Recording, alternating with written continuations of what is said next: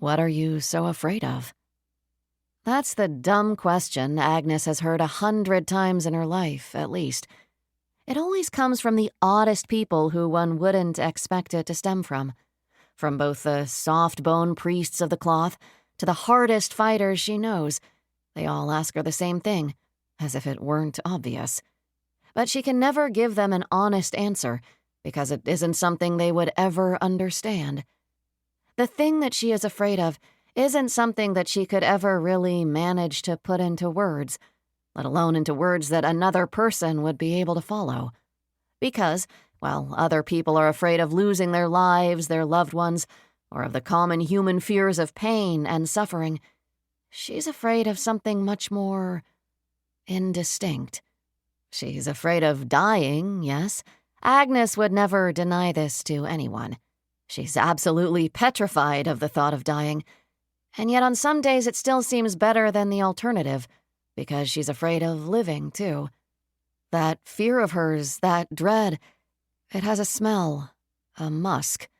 And the particular thing that she is most afraid of in this entire world, it can smell that. It can smell her from any corner of the world. No matter how far she goes, she runs. No matter how thick her armor is and how deep into the caves and dungeons she retreats, the thing that hunts her will be able to smell her in an instant. If she ever forgets to apply her Weihrauch, not that she could forget it, then that thing will come for her. It is a thing that she met a long, long time ago, when she was just a girl, and it almost took her back then. One could say that God intervened and saved her, because she managed to escape from that encounter and find protection through the church. But if she were to think about it as she has done on many sleepless nights, she can't be sure that it was God who saved her, because she spent the last decade in fear, knowing nothing other than the adrenaline of a hunted animal. It never stops. Even if she knows she's safe with the Weihrauch, the fear never stops, and the adrenaline never stops. Her eyes always scan the corners of every shadow, and at night when she wants to sleep, she can't. How could she possibly? She doesn't think she's slept right for 10 years now. Because in her sleep, she can hear it. The thing. It's out there. It's still moving and tracking. It's still coming for her. It just doesn't know which way to go right this second, but it's patient enough to wait for as many years as it needs to, because she only needs to slip up once.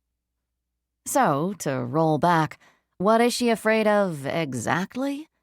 Well, there you go. It's just about everything, really. There's a growling, and Agnes looks, her visor turning quickly toward the source. The boy is there from the village, Savet. He's biting through a bandage, tearing fabric off of the coarse linen roll that he's wrapped around his hurt hand.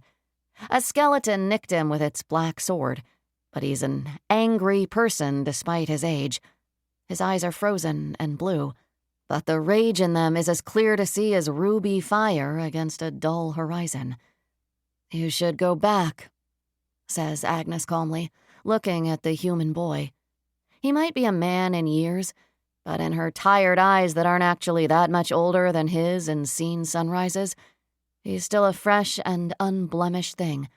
He's not worn down into a dull nub like she is. The two of them are in some sort of cathedral here inside of the vampire's castle.